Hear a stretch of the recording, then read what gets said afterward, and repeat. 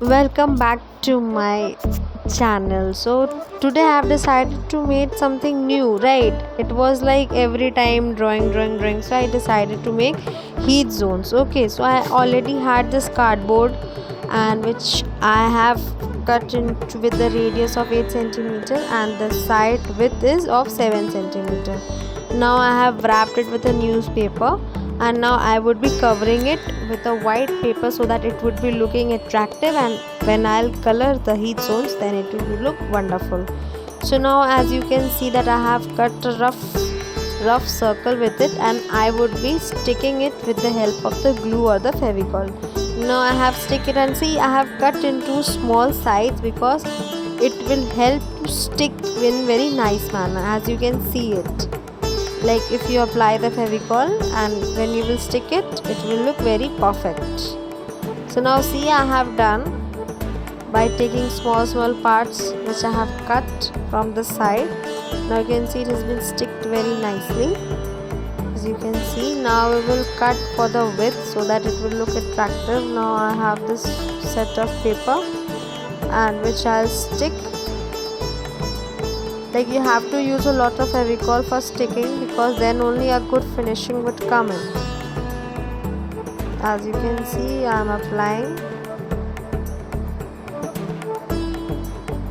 And before making the heat zone you should know what are heat zones.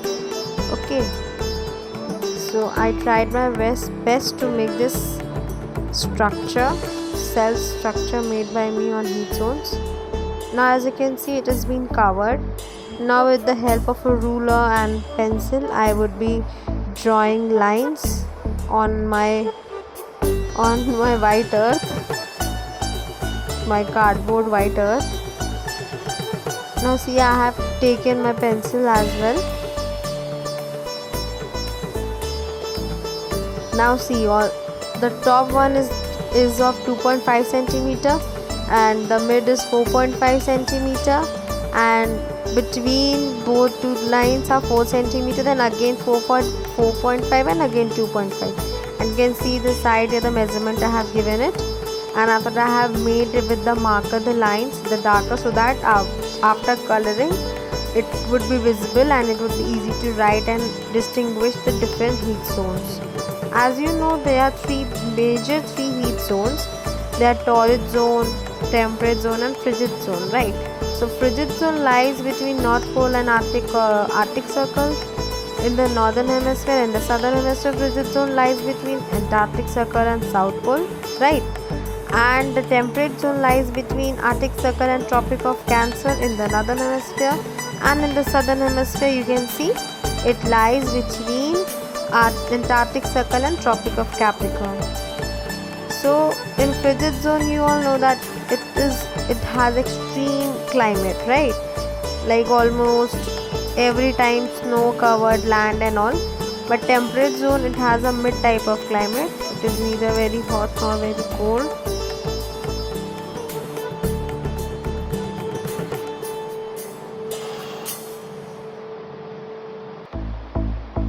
And this is the torrid zone, which is between Tropic of Cancer and Equator in the northern hemisphere and Tropic of Capricorn and Equator in southern hemisphere.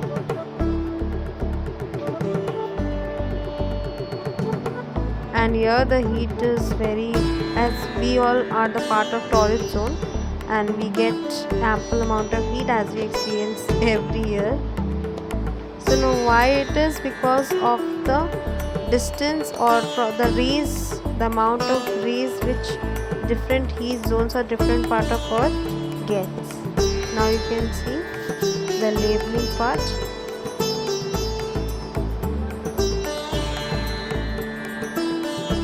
So my heat zone is complete. You may use this method for your project, for your school project as well. This is the heat zone. You can see it. I have also tried to show you the sun rays on my heat zone.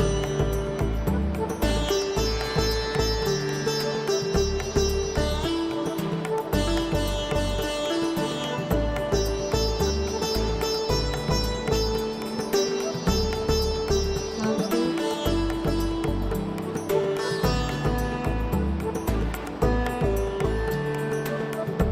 see, I have tried to show the actual how the sun gets, how the earth gets the sun rays.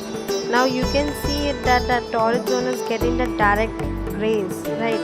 So in the same way it happens in the universe as well.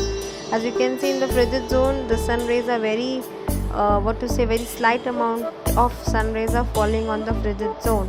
So that is the reason they are very cold and they have extreme climate. I hope you have liked the video, so please subscribe.